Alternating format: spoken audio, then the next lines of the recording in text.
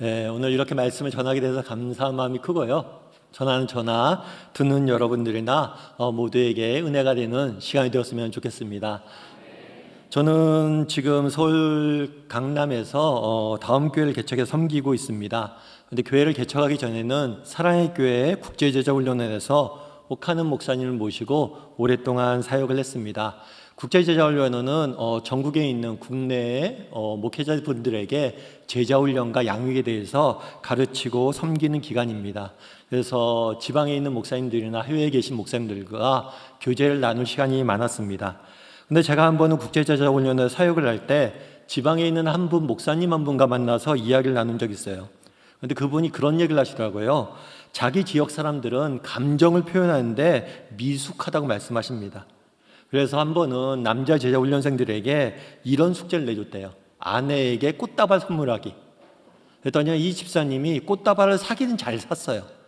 딱 사서 집에 갔는데 들어가자마자 문을 열고 딱 들어가자마자 꽃다발을 신발장 위에 딱 두고 아무 말도 안 하고 자기 집 방에 들어갔대요. 그래서 그 다음날 아침에 여보 저 꽃다발 뭐야? 라고 물었더니 이 남편이 뭐라고 그랬을까요? 이 집사님이 뭐라고 그랬을까요? 오다 주웠다. 당신을 위해서 샀다. 이렇게 표현을 못하는 거죠. 사실 우리나라 사람들은 감정을 표현하는데 익숙하지가 않습니다. 서양 사람들은 자기 감정을 굉장히 잘 표현해요. I love you도 쉽게 하고 사랑한다는 표현도 자주 합니다. 하지만 우리나라 사람들은 그렇게 하지 못해요. 정말 사랑하는 마음이 있지만 상대방이 그냥 알아주길 원하죠. 그래서 감정 표현에 미숙한 게 사실입니다. 그러다 보니까 오늘 본문이 조금은 낯설게 다가올 수 있어요. 왜 그럴까요? 오늘 본문은 부활하신 예수님께서 베드로를 찾아오셨어요. 그리고 물으세요. 뭐라고 물어요? 내가 나를 사랑하느냐? 베드로 안에 있는 사랑이라는 감정을 표현하길 원하시는 거예요. 사실 성경을 읽다 보면 예수님께서 제자들과 3년 동안 같이 있었습니다. 그런데 이렇게 감정을 표현하게 요구하신 적이 없어요. 그런데 유독 오늘 본문에서는 베드로에게 사랑이라는 감정을 표현하길 요구하신 거예요. 그렇다면 왜 예수님께서는 베드로에게 사랑하느냐라고 물었을까요? 또 그리고 베드로는 이에 대해서 어떻게 답했을까요? 오늘 저는 여러분과 함께 이 부분에 대해서 살펴보길 원합니다. 정말 예수님께서 왜 베드로에게 사랑하냐 물었고 베드로는 어떻게 답했고 이를 통해서 우리가 배울 수 있는 점 무엇인지 함께 생각해보고 또 기도하는 시간들을 가졌으면 좋겠습니다. 첫 번째로 오늘 본문에서 알 수 있는 게 있어요. 그건 뭐냐면 받은 사랑을 기억해야 된다는 거예요. 뭘 기억하라고요? 우리 옆 사람에게 인사합니다. 받은 사랑을 기억합시다. 우리 먼저 17절 말씀을 한번 보도록 하겠습니다. 17절 말씀을 같이 읽어보면 좋을 것 같습니다. 같이 읽겠습니다. 세 번째 이르시되 요한의 아들 시몬아 내가 나를 사랑하느냐 하시니 주께서 세 번째 내가 나를 사랑하시냐 하심으로 베드로가 근심하여 이르되 주님 모든 것을 아시오매 내가 주님을 사랑하는 줄을 주님께서 아시나이다. 예수께서 이르시되 내 양을 먹이라. 오늘 본문에서 보면 부활하신 예수님께서 베드로에게 자기를 사랑하는지를 물었어요. 그것도 한 번만 물은 게 아니라 세 번에 걸쳐서 물었습니다. 그렇다면 왜 예수님께서는 베드로에게 사랑하는지 물었을까요? 베드로가 사랑하는지 안 하는지 알고 싶어서 물었을까요? 그것도 왜 세 번이나 물었을까요? 베드로가 사랑한다고 답했는데 그 답변이 미심쩍어서 세 번이나 물었을까요? 아닙니다. 예수님은 누구세요? 예수님은 하나님의 아들이세요. 예수님은 전지하신 분이세요. 모든 걸 아시는 분이에요. 베드로의 고백처럼 하나님은 어쩌면 베드로의 마음 상태를 정말 베드로보다 더 잘 아시는 분이 누구예요? 하나님의 아들이신 예수님이에요.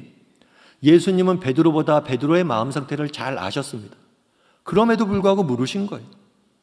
따라서 이날의 질문은 단순히 베드로가 사랑하는지 안 하는지 알고 싶어서 물은 게 아니에요. 그럼 왜 물었을까요? 우리가 함께 읽진 않았지만 오늘 본문이 21장에 있거든요. 21장 9절에는 이렇게 이야기합니다. 우리 21장 9절 말씀을 같이 한번 읽어볼까요? 같이 읽도록 하겠습니다. 육지에 올라보니 숯불이 있는데 그 위에 생선이 놓였고 떡도 있더라. 부활하신 예수님께서 제자들을 찾아왔어요. 그런데 그때 제자들은 뭐라고 있었냐면 갈릴리 바다에서 고기를 잡고 있었습니다. 그런데 예수님께서 해변가에 찾아오셨어요. 그런데 뭘 했냐면 숯불을 피워놓고 제자들을 기다리고 있었어요. 그리고 멀리서 제자들은 숯불을 피워놓으신 예수님을 바라본 거죠. 그러면 왜 숯불을 피워놓고 기다렸을까요? 우리는 그냥 성경을 읽다가 숯불이 피워져 있네? 라고 생각하고 넘어갈 수 있어요. 하지만 그렇지가 않아요. 이 숯불이라는 구절에 등장하는 이 숯불이라는 단어는 요한복음에서 딱 두 곳밖에 쓰이지 않습니다. 그 한 곳이 어디냐면 오늘 읽은 본문이고 나머지 한 곳이 요한복음 18장이에요.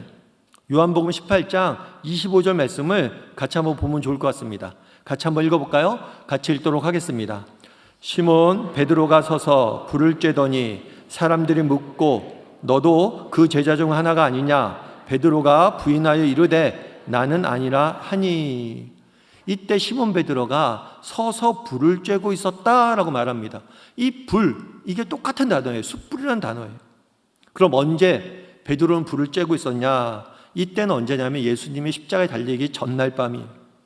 예수님께서 십자가에 달리기 전날 밤에 대제사장 가야바의 집에 들어가서 재판을 받게 됩니다. 이때 베드로가 멀찍이 쫓아가요. 예수님이 어떻게 재판받는지 또 그 결과가 어떤지 살피기 위해서 멀리서 쫓아갑니다. 그런 다음에 이 재판이 이루어지는 대제사장 집의 바깥들에서 숯불을 피워놓고 그 불을 쬐고 있었어요. 그런데 그때 문제가 생겼습니다. 어떤 문제가 생겼어요? 사람들이 와서 베드로에게 묻습니다. 너 보니까 익숙한데? 너 예수님 따르는 제자 아니야? 너 예수님 제자 맞지? 너 안에서 재판받고 있는 그 예수의 제자 아니야? 같은 도당 아니야? 이렇게 물은 거예요. 그때 베드로가 어떻게 반응했어요?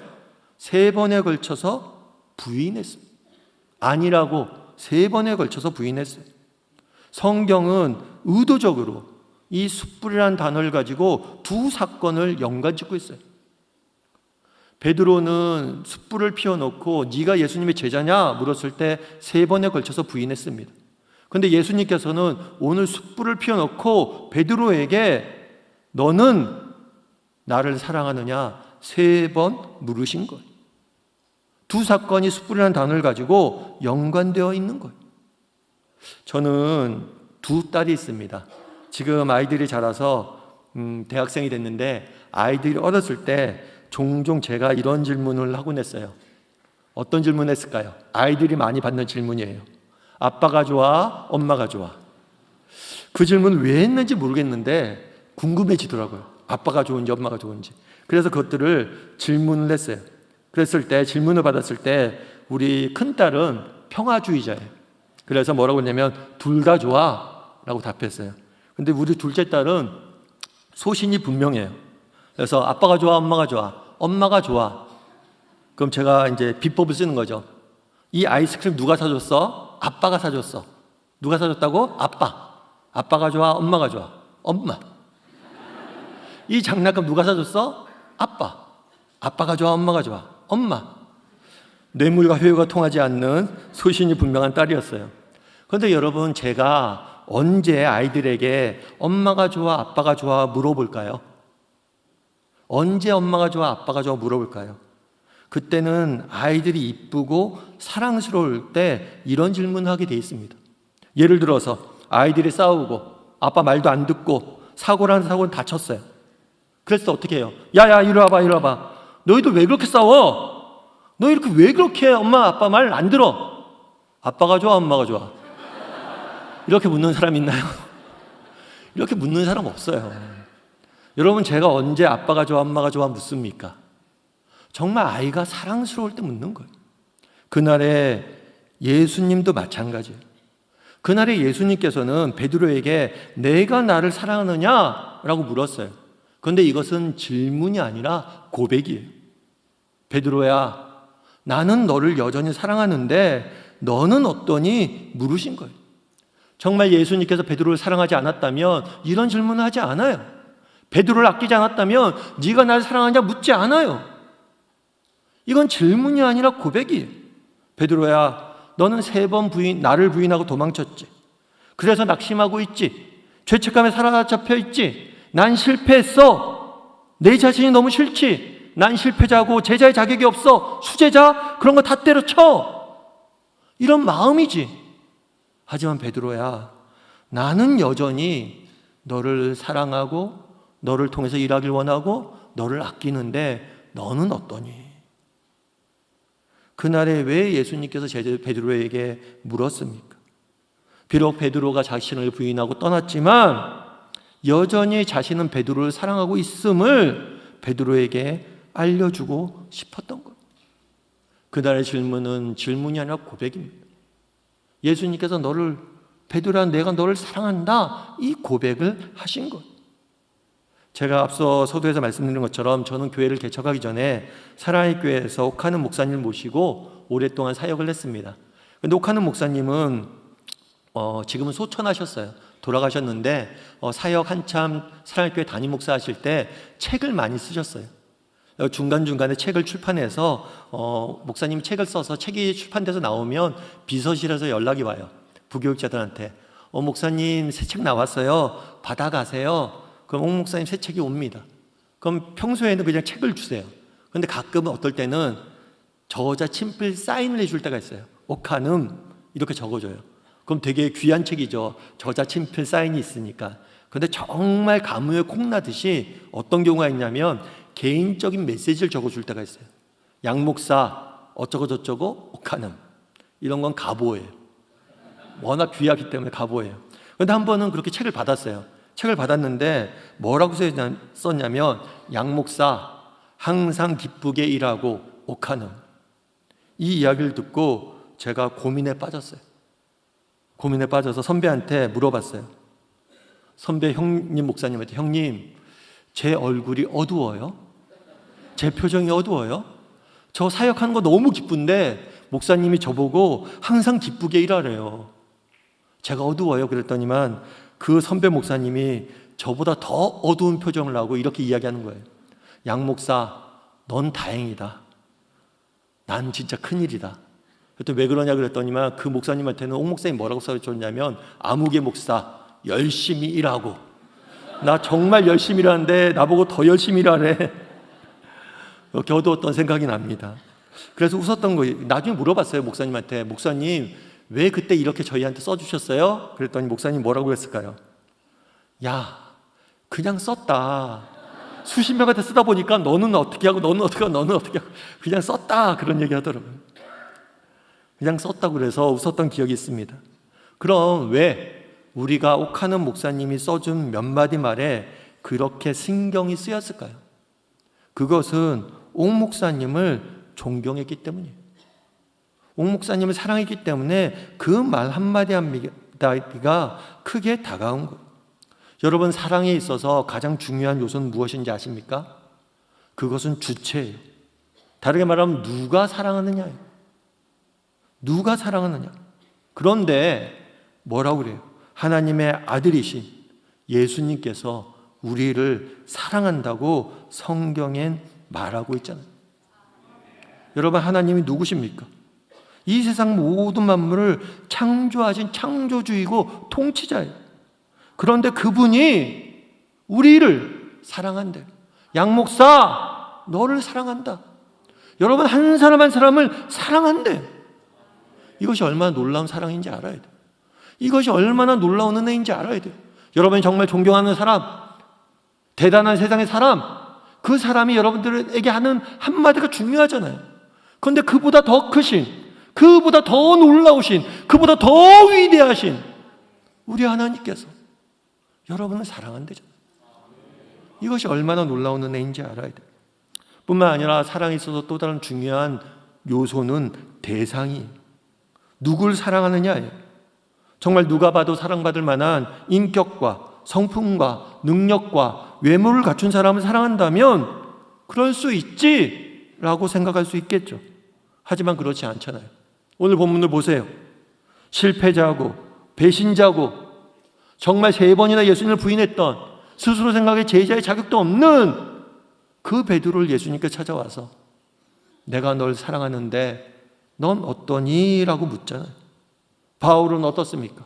바울은 스스로를 죄인 중에 괴수라고 이야기해요. 그런데 죄인 중에 괴수인 바울을 하나님이 사랑한다고 이야기하잖아요. 로마서에 따르면 우리가 아직 원수 되었을 때, 우리가 아직 죄인 되었을 때 하나님이 우리를 먼저 사랑했다라고 가르칩니다. 정말 사랑받을 자격이 없는 우리를, 정말 예수님을 부인하고 도망갔던 베드로와 같은 우리를 하나님이 여전히 사랑한다고 이야기하잖아요. 우리가 세상 속에 날면서, 여러분 지난 주간의 삶을 돌아보십시오.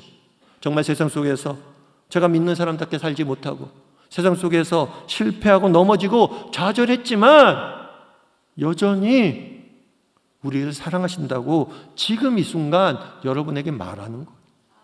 여러분, 이것이 얼마나 놀라운 은혜인지 알아야 돼요. 뿐만 아니라 사랑은 제일 중요한 게 요소가 주체, 누가 사랑하느냐, 그 다음이 대상이에요. 누구를 사랑하느냐, 그리고 또 한 가지 중요한 요소는 대가예요. 사랑을 위해서 지불한 대가입니다. 아내를 사랑한다고 하면서, 자녀들을 사랑한다고 하면서 쓰레기 봉투 하나 비우지 않고 집에 와서 소파에만 앉아있다면 그건 사랑하는 거예요, 안 하는 거예요? 안 하는 거예요. 집에 와서 청소도 하고 희생도 해야죠. 사랑의 중요한 요소 중에 하나는 뭐냐면 이 사랑을 위해서 내가 지불한 대가가 무엇이냐는 거예요. 그러면 하나님의 아들이신 예수님은 어떤 대가를 지불하셨습니까? 우리를 대신해 십자가에 죽으셨잖아요. 우리를 대신해서 하나밖에 없는 아들을 내어주셨잖아요. 예수님께서 뭐라고 이야기합니까? 내 목숨을 내놓을 만큼 너를 사랑하고 내가 너를 기뻐한다 말하는 거예요. 여러분, 우리의 문제는 무엇입니까? 이 사랑을 모르는 거예요. 우리가 얼마나 놀라운 사랑을 받고 있는지 모르는 거예요. 아니요, 우리의 문제는 무엇입니까? 너무 익숙한 거예요. 너무 많이 들은 거예요. 하나님이 사랑하신다, 이 말씀을 너무 들었어요. 그래서 이제 감동이 없어요. 감흥이 없어요. 더 이상 가슴이 뛰지 않아요. 그런가 보다. 하나님이 여러분들 사랑한다는데, 하나님이 죽을 수밖에 없는 나를 사랑한다는데, 하나님이 나를 위해서 아무것도 아끼지 않는다는데 아무런 감동이 없어요. 그저 듣던 얘기, 그저 똑같은 말들. 그렇겠지, 하나님이 사랑하시겠지, 사랑 안 하시면 뭐 하실 건데, 이렇게 넘어가지 않냐는 거예요. 여러분, 하나님의 사랑을 알아야 됩니다. 하나님이 얼마나 우리를 사랑하는지 알아야 돼요. 여러분, 하나님의 사랑을 아는 사람은 강합니다. 세상이 볼 때 가진 것이 없어도, 자랑할 것이 없어도 낙심하거나 주눅들며 살지 않아요. 왜요? 하나님이 우리를 사랑하시잖아요. 세상을 살면서 실패하고 넘어져도, 고난과 역경이 닥쳐도 좌절하지 않아요. 왜요? 하나님이 우리를 사랑하시잖아요.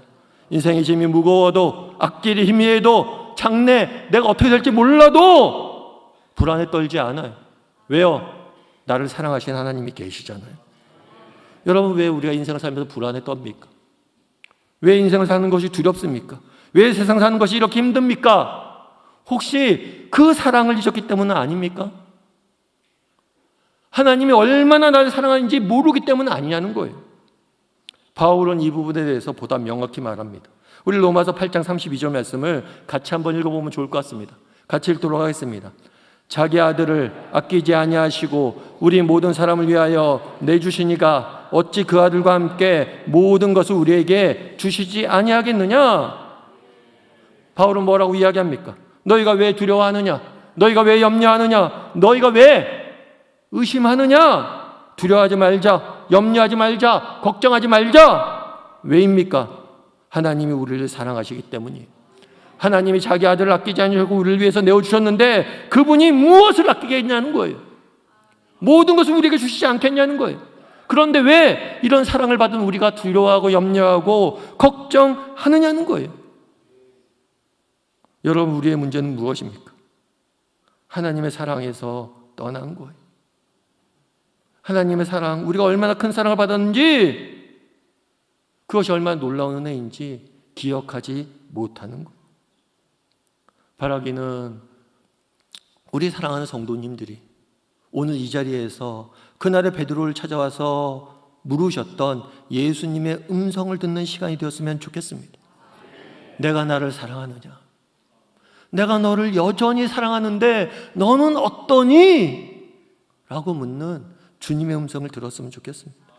그래서 정말 베드로와 같이 연약하고 부족하고 모난 인생이지만 나를 사랑하시는 하나님의 사랑을 다시 한번 가슴에 깨닫고 가슴에 새기는 저나 여러분이 되기를, 이 밤이 되기를 주님의 이름으로 소원합니다. 우리 옆 사람에게 인사했으면 좋겠습니다. 하나님은 당신을 사랑합니다. 한 번 더 인사할까요? 사랑을 아는 사람은 강합니다. 첫 번째로 오늘 본문에서 우리가 알 수 있는 사실은 뭐냐면 받은 사랑을 기억해야 된다는 거예요. 두 번째로 오늘 본문에서 우리가 배울 수 있는 사실은 뭐냐? 예수님을 의지해야 된다는 거예요. 예수님을 뭘 하라고요? 의지해라. 자, 우리 17절 말씀을 다시 한번 보도록 하겠습니다. 우리 17절 말씀을 다시 한번 읽어보면 좋을 것 같습니다. 같이 읽겠습니다. 세 번째 이르시되 요한의 아들 시몬아 내가 나를 사랑하느냐 하시니 주께서 세 번째 내가 나를 사랑하시냐 하심으로 베드로가 근심하여 이르되 주님 모든 것을 아시오매 내가 주님을 사랑하는 줄을 주께서 아시나이다. 예수께서 이르시되 내 양을 먹이라. 예수님이 베드로에게 물어요. 내가 나를 사랑하느냐? 라고 묻자 베드로가 어떻게 했습니까? 근심하여 답했다라고 이야기해요. 근심했어요. 그리고 답을 하는데 뭐라고 답하냐면 내가 주님을 사랑하는 줄을 주님이 아시나이다. 내가 주를 사랑하는 줄 주님이 아시나이다. 표현이 좀 이상해요. 여러분 지금 베드로가 주님을 사랑한다는 거예요? 안 한다는 거예요? 지금요. 예를 들면 그런 거예요. 남녀가 연인이에요. 연인인데 그런 거예요. 자매가 형제에게 물어봤어요. 자기야 나 사랑해? 그런데 형제가 알잖아. 그럼 뭐라고 했어요? 똑바로 대답해. 사랑해 안 해? 알잖아가 뭐야? 알잖아가 한다 안 한다 대답을 해야지. 맞죠? 한다 안 한다 대답하는 게 아니라 내가 사랑하는 줄 누가 안다고요? 주님이 안다라고 답해요. 게다가 여기서 뭐라고 표현하냐면 근심하면서 답했다라고 표현합니다. 오늘 본문에서 먼저 주목할 것이 있어요. 그것은 뭐냐면 베드로의 변화된 태도예요. 뭐라고요? 베드로의 변화된 태도. 우리 마태복음 26장 33절 말씀을 같이 한번 보면 좋을 것 같아요. 같이 한번 보시죠. 베드로가 대답하여 이르되 모두 주를 버릴지라도 나는 결코 버리지 않겠나이다. 이게 어떤 때 일어난 일이냐면 예수님께서 십자가 달리기 전날 밤이에요. 제자들과 같이 마지막 최후의 만찬을 드십니다. 저녁을 먹으면서 그 이야기를 해요. 아마 내가 조금 있으면 십자가에 달리게 될 텐데 너희들 나를 버리고 다 도망갈 거야 라고 이야기해요. 그랬을 때 베드로가 뭐라고 이야기하는 거예요? 아니요 주님, 저는 그렇지 않습니다. 모두가 주님을 버려도 저는 결코 버리지 않습니다. 제자들이 예수님을 배신할 거라고 얘기했을 때 자신은 결코 예수님을 배신하지 않을 거라고 당당히 자신 있게 말하는 모습을 보게 돼요. 마태복음 26장 35절도 똑같아요. 마태복음 26장 35절 말씀도 같이 한번 읽어볼까요? 같이 읽도록 하겠습니다. 베드로가 이르되 내가 주와 함께 죽을지언정 주를 부인하지 않겠나이다 하고 모든 제자도 그와 같이 말하니라. 예수님은 너희가 도망갈 거야 이야기한 다음에 베드로 너 특별히 너 나 3번 부인할 거야. 그랬을 때 뭐라고 이야기합니까? 천만의 말씀입니다. 주님 저 죽어도 주님 부인하지 않아요. 주님 부인할 바에는 차라리 죽겠어요. 저요. 제가 누군데요? 저 절대 그러지 않습니다. 보세요. 예수님이 십자가에 달리기 전날 밤에는 네가 부인할 거다. 너희가 도망갈 거다. 천만에요. 저 그러지 않습니다. 자신만만하게 이야기해요. 그런데 오늘은 어때요? 오늘은 쉬운 얘기잖아요. 부인도 아니고 도망도 아니에요. 네가 나를 사랑하느냐? 자신만만하게 이야기하지 않아요. 근심하면서 이야기해요. 그리고 뭐라고 얘기해요? 저는 사랑한다라고 이야기하잖아요. 사랑하는 줄 누가 안다고요? 주님이 아신다. 그럼 베드로가 하고 싶었던 얘기는 뭘까요? 베드로는 한때 정말 자신은 절대 죽을지언정 주님을 배신하지 않을 거라고 당당히 말했습니다. 그런데 그 결과는 어땠어요? 그 결과는 어땠습니까? 여종의 몇 마디 말에 완전히 실패했어요. 여종의 몇 마디 추궁에 예수님을 3번이나 부인하고 도망쳤어요. 여종의 몇 마디 말에 모든 것이 무너져 버렸어요. 그런데 지금은 뭐라고 이야기합니까? 주님이 아십니다. 베드로는 한때 자기 힘과 자신의 능력으로 믿음을 지킬 수 있다고 생각했어요. 난 끝까지 예수님을 쫓아갈 거고 내 믿음을 지킬 거고 내 힘으로 제자의 길을 걸어갈 거다 생각했어요. 그런데 철저히 무너졌습니다. 그래서 그가 내린 결론은 무엇입니까? 주님만이 아십니다. 무슨 얘기입니까? 내가 예수 믿는 것, 이거 내 힘으로 되는 게 아니에요. 오직 주님의 은혜로, 주님의 능력으로 되는 겁니다. 우리가 살아가는 것, 내 힘과 내 능력으로 했을 때 철저히 실패만 맛봤어요. 그런데 이제 내 힘과 내 능력을 다시 의지하지 않고 주님을 의지하겠다고 고백하는 거예요. 여러분, 오늘 금요 예배 나와서 여러분 예배 드립니다. 여기 와서 예배 드리는 것, 여러분의 의지와 여러분의 힘과 여러분의 생각으로 나왔다고 느껴지겠죠. 하지만 그렇지 않아요. 정말 하나님의 은혜 주시지 않는다면 이곳에 나와서 예배 드리는 것, 이곳에 나와서 찬양하는 것, 그리고 세상 속에 살아가는 것, 그 무엇도 우리 힘으로는 할 수 없어요. 주님의 능력과 은혜만으로 할 수 있는 것. 베드로가 깨달은 건 그거예요. 내 힘으로 하려고 했을 때, 내 능력을 하려고 했을 때 저는 철저히 실패했습니다. 주님만이 아십니다.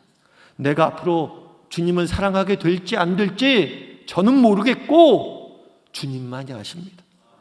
나를 아는 주님의 지식, 그것에 의존해서 내가 살아가겠습니다.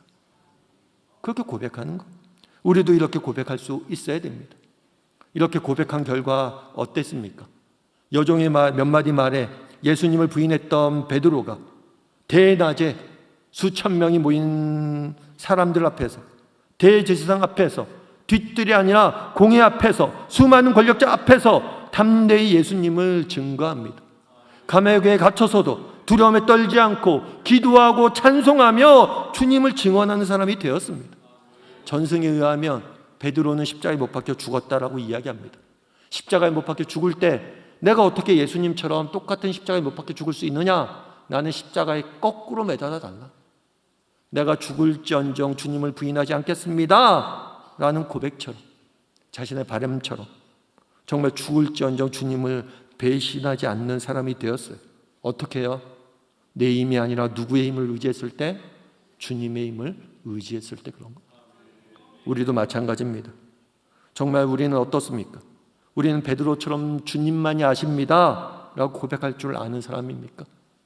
정말 주님만을 의지하고 정말 내 인생을 붙잡고 계시는 하나님의 선하신 손길을 바라보고 그 손길을 의지하고 주님의 뜻에 살기로 결단한 사람입니까?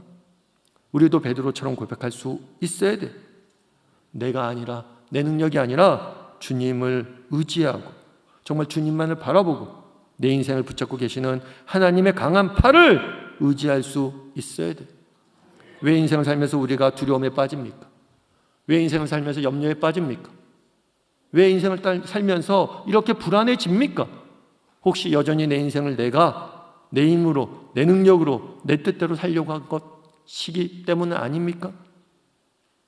정말 우리가 내 힘으로, 내 능력으로 내 인생을 살려고 했을 때 우리는 불안과 염려, 두려움에 사로잡힐 수밖에 없어요. 오직 하나님만을 의지하고 하나님만을 바라볼 수 있어야 됩니다.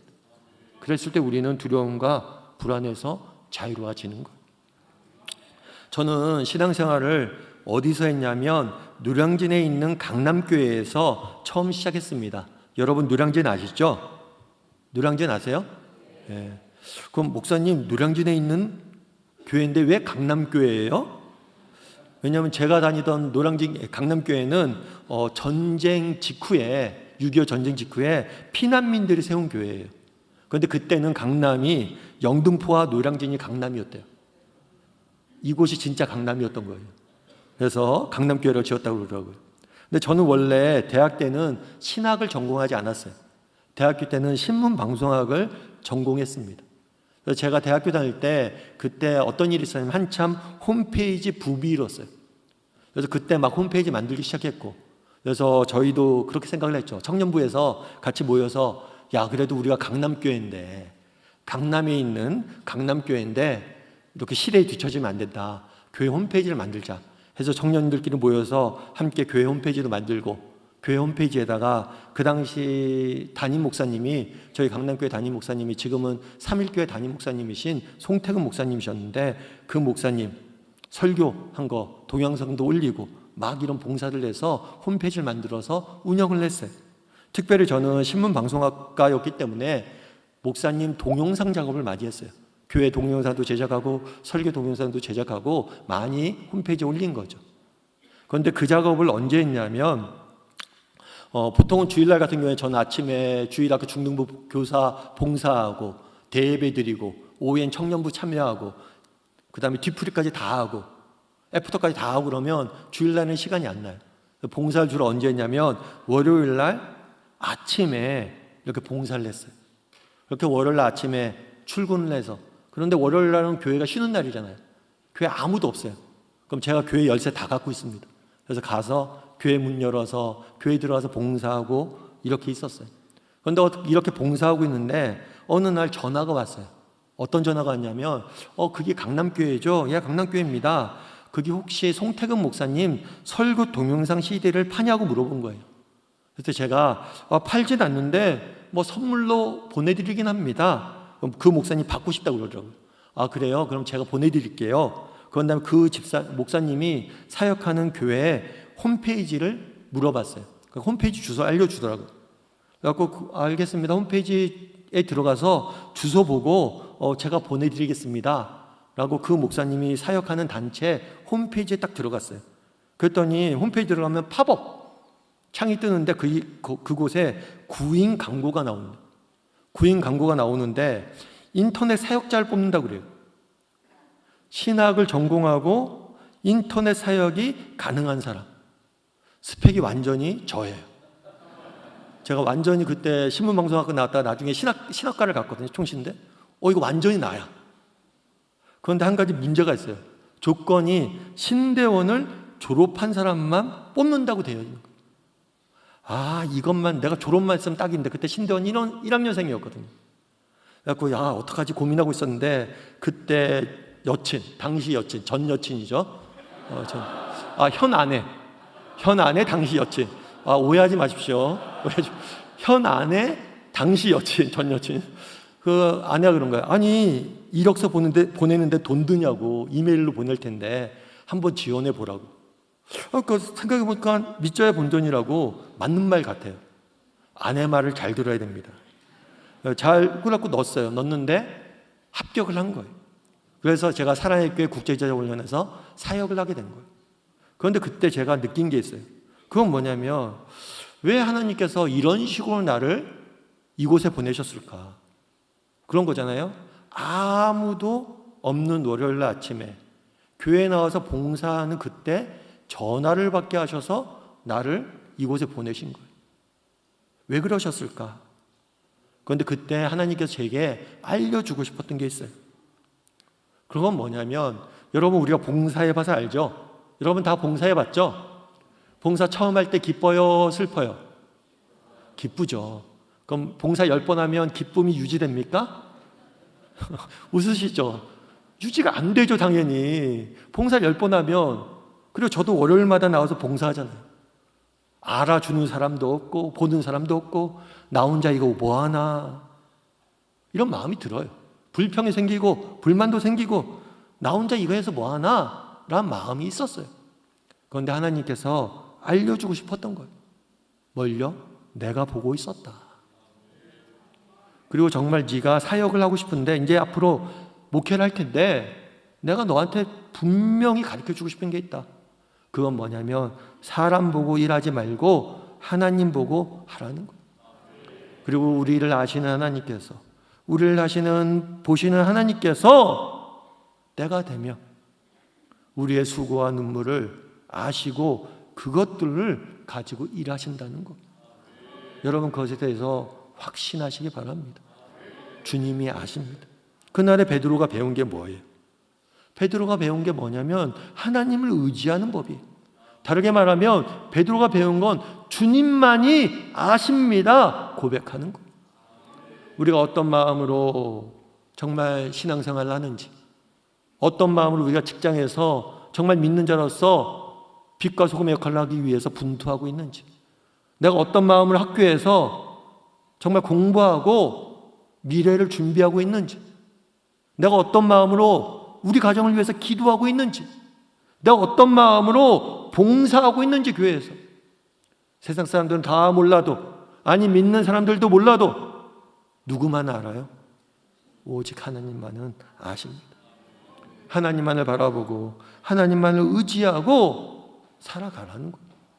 그러면 하나님의 때 하나님의 방법으로 모든 것을 뭘 하는 거예요? 채우는 것. 바라기는 여러분들 이 사실을 확신했으면 좋겠어요. 올 한 해 내가 조금 더 하나님을 의지하자. 정말 나를 아신 하나님을 의지하고 내가 좀 더 주님만을 바라보고 충성되이 살아가자. 그럼 하나님께서 반드시, 베드로를 쓰셨던 하나님께서 반드시 우리를 쓰실 것. 그래서 주님만이 아신다고 고백할 줄 아는, 주님만을 의지할 줄 아는 저나 여러분이 되기를 주님의 이름으로 소원합니다. 우리 옆 사람에게 인사했으면 좋겠습니다. 주님만을 의지합시다. 또 한 번 인사할까요? 주님이 나의 능력 되십니다. 마지막으로 오늘 본문에서 알 수 있는 점이 있습니다. 그것은 뭐냐면 예수님의 사랑을 닮아가야 된다는 거예요. 뭘 해야 된다고요? 사랑을 닮아가야 됩니다. 닮아가야 돼요. 우리 17절 말씀을 다시 한번 읽어보면 좋을 것 같습니다. 같이 읽도록 하겠습니다. 세 번째 이르시되 주께서 세 번째 내가 나를 사랑하시냐 하심으로 베드로가 근심하여 이르되 주님 모든 것을 아시오매 내가 주님을 사랑하는 줄을 주께서 아시나이다. 예수께서 이르시되 내 양을 먹이라.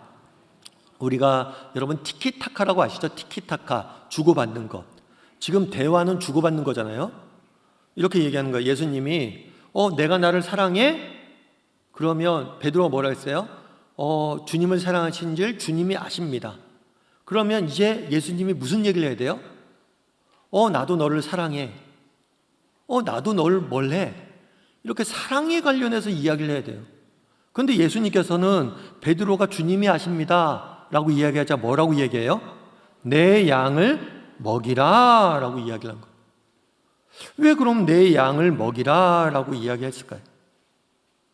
여러분 신약 성경은 4개의 복음서가 등장을 합니다. 하나는 뭐냐면 마태, 마가, 누가, 요한이에요. 그런데 마태, 마가, 누가는 마지막에 어떤 말씀으로 끝나냐면 이런 말씀으로 끝나요. 온 천하를 다니면서 복음을 전해라. 모든 민족을 제자를 삼아라. 그래서 전도 명령, 대사명, 지상 명령으로 끝나요. 그런데 요한복음은 이런 지상 명령이 등장하지 않아요. 맨 마지막에 등장하는 게 뭐냐면 이 베드로에게 했던 명령인 내 양을 먹이라 라는 명령을 끝나요. 그래서 이것을 이 내 양을 먹이라는 말을 조금 어려운 표현으로 지상명령의 개인화한 표현, 개인화된 표현이라고 말하기도 합니다. 예수님께서 베드로에게 사명을 주실 때 2가지 이미지를 사용해요. 첫 번째는 어부의 이미지. 네가 사람을 낚는 어부가 될 것이다. 이 어부의 이미지는 뭐냐면 믿지 않는 사람들에게 복음을 전해서 그들을 믿게 만드는 것.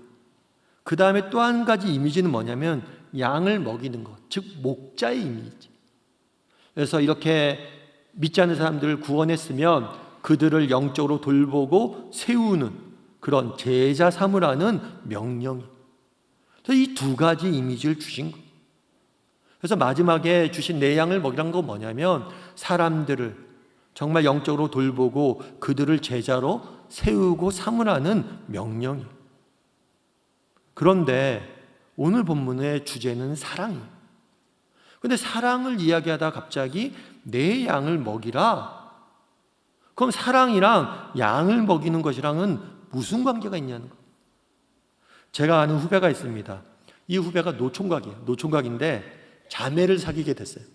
그러니까 노총각인데 자매를 사귀게 됐으니까 얼마나 좋을까요?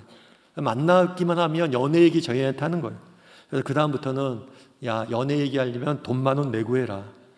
돈이라도 내고 하고 커피라도 사고 해라. 이렇게 이야기를 했어요. 그런데 어느 날 이 후배가 표정이 어두워서 나타났어요. 문제가 생겼대요. 그 무슨 문제가 생겼냐 그랬더니만 자매가 강아지를 너무 좋아한대요. 그런데 이 형제는 어렸을 때 개한테 물렸던 트라우마가 있어서 강아지가 너무 싫은 거예요. 어떻게 해야 되나 고민하고 있더라고요. 그런데 한참 지나서 다시 만났어요. 아, 참 그거 강아지 문제 어떻게 됐어? 그렇게 물어봤더니만 그 친구가 그러더라고요. 형님, 제가 강아지를 좋아하기로 했습니다. 왜 좋아하기로 했는데 내가 사랑하는 사람이 뭐예요? 좋아하잖아요. 내가 사랑하는 사람이 사랑하잖아요. 내가 사랑하는 사람이 사랑하는 것을 나도 사랑하는 것, 그것이 사랑이라는 것. 오늘 본문에 봐요. 베드로에게 내가 나를 사랑하느냐 물었어요. 그런데 무슨 얘기를 하는 거예요? 네가 정말 나를 사랑한다면, 베드로가 자기 주님을 사랑한다고 이야기하잖아요. 네가 나를 진짜 사랑한다면 내가 사랑하는 영혼들을, 내가 사랑하는 교회를 네가 사랑할 수 있어야 된다는 거예요. 여러분, 예수님 믿습니까? 여러분, 이 질문에 아멘 하는데 머뭇거리면 안 됩니다. 예수님 믿습니까? 예수님 사랑하십니까? 예수님 믿는 것뿐만 아니라 사랑하는 단계까지 나가야 돼요.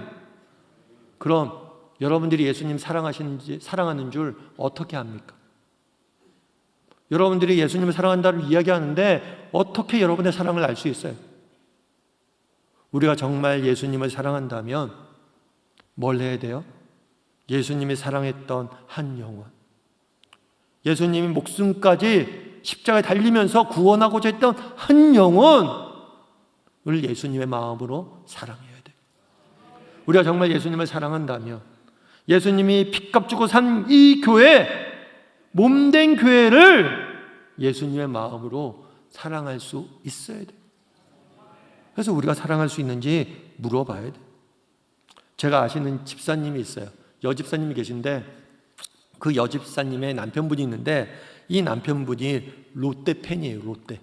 프로야구 롯데 아시죠? 프로야구 롯데 팬이에요. 그러다 보니까 이 여집사님이 늘 뭘 살피냐면 롯데가 오늘 졌는지 이겼는지를 살펴요. 왜 살필까요? 롯데가 이기잖아요. 그럼 애들한테 야야, 아빠 오늘 기분 좋아. 그러니까 가서 뭐든지 해달라고 그래. 그럼 아빠가 해줄까요? 안 해줄까요? 기분이다 하고 해준대. 그런데 오늘 롯데가 졌어요. 그럼 뭐예요? 야, 아빠 저기야, 야, 말도 꺼내지 마. 그런데 롯데가 이기면 돈이 생깁니까? 롯데가 이기면 떡이 생겨요? 그런데 롯데가 이기는 걸 왜 좋아해요? 롯데를 좋아하니까. 롯데를 사랑하니까. 여러분, 정말 하나님의 아들이신 예수님을 사랑합니까? 정말 하나님을 사랑합니까? 그러면 정말 하나님을 사랑한다면 하나님을 사랑했던 영혼들을, 하나님이 사랑했던 몸된 교회를 사랑할 수 있어야 돼요. 정말 하나님이 사랑한다면 내가 알지 못한 땅에서 정말 구원의 역사가 나타나고 복음이 증거되고 내가 알지 못했던 땅에서 교회가 세워진 것들로 인해서 그 소식을 듣고 기뻐해야 돼. 정말 내가 하나님을 사랑한다면 정말 오늘 영원히 하나님을 만나서 돌아오는 것들을 사랑할 수 있어야 돼. 기뻐할 수 있어야 돼. 우리가 그 자리까지 나가라는 거예요. 왜 내 양을 먹이라고 했습니까? 내가 사랑했던 걸 너희가 사랑했으면 좋겠다. 내 목까지 너희가 사랑했으면 좋겠다. 이 주님의 부르심에 응답했으면 좋겠습니다. 정말 하나님을 사랑하고 그 하나님의 사랑을 닮아갔으면 좋겠어요. 그래서 바라기는 우리 사랑하는 성도님들이 정말 주님이 사랑했던 교회를, 한 영혼을 목숨까지 사랑했던 그 예수님의 마음을 알고 우리도 그 사랑을 닮아가는 저나 여러분이 되기를 주님의 이름으로 소원합니다. 우리 함께 찬양했으면 좋겠습니다. 찬양하실 때 그 사랑 얼마나 함께 찬양했으면 좋겠습니다. 정말 우리가 다 알 수 없을지 모릅니다. 하지만 그 사랑, 그 놀라운 사랑을 알고 닮아갈 수 있는 우리가 되게 해달라. 정말 오늘 본문의 말씀에서 그날에 묻습니다. 내가 나를 사랑하느냐? 우리의 문제는 무엇입니까? 이 사랑을 모르는 것. 다시 한번 하나님의 사랑을 깨닫고 그 사랑을 닮아가겠다는 고백을 담아서 이 시간 다 표현 못해도 함께 고백하도록 하겠습니다.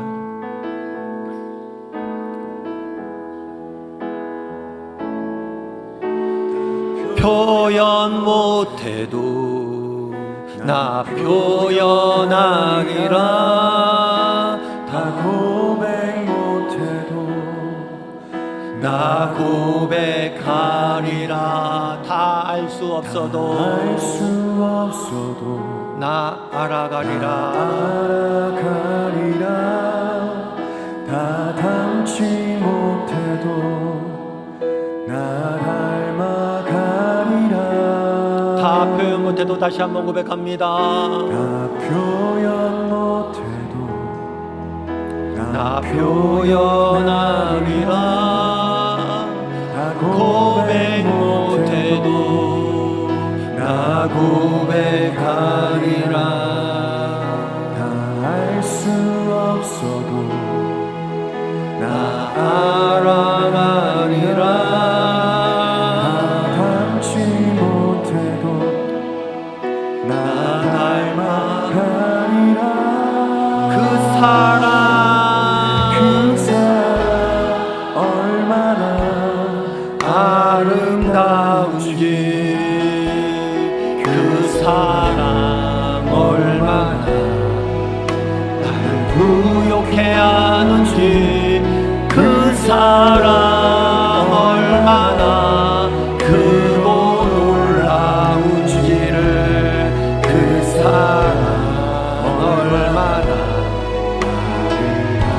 그 사랑 얼마나 아름다운지 다시 한번 고백합니다. 그 사랑 얼마나 아름다운지,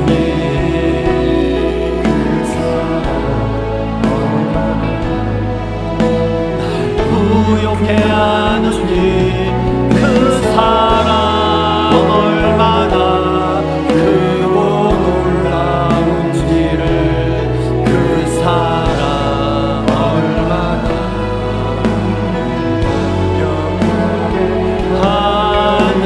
하는지. 자, 우리 함께 기도했으면 좋겠습니다.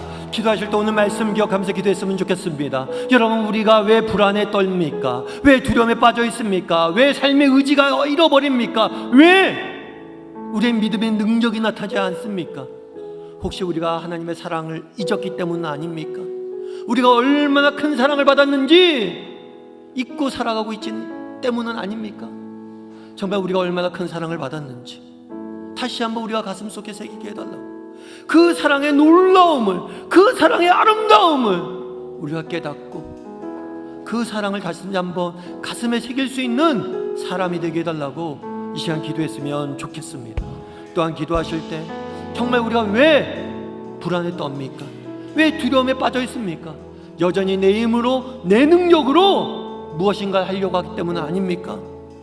주님만을 바라보고 주님만을 의지하고 나를 아시는 주님, 우리를 보시는 주님, 그분만을 바라보며 살아가기로 결단했으면 좋겠습니다. 정말 주님만을 의지하며 살아가는 사람들이 되게 해달라고 기도했으면 좋겠습니다. 또한 마지막으로 기도하실 때 정말 그 하나님의 사랑을 닮아가게 해달라고, 주님이 사랑했던 그 한 영혼을 사랑하고 주님이 사랑했던 그 몸된 교회를 내가 사랑하게 해달라고. 오늘 말씀 기억하면서 하나님의 사랑을 기억하고 하나님만을 의지하고 하나님의 사랑을 닮아가는 우리 모두가 되게 해달라고 주여 한번 외치고 함께 기도하도록 하겠습니다. 같이 외치겠습니다. 주여!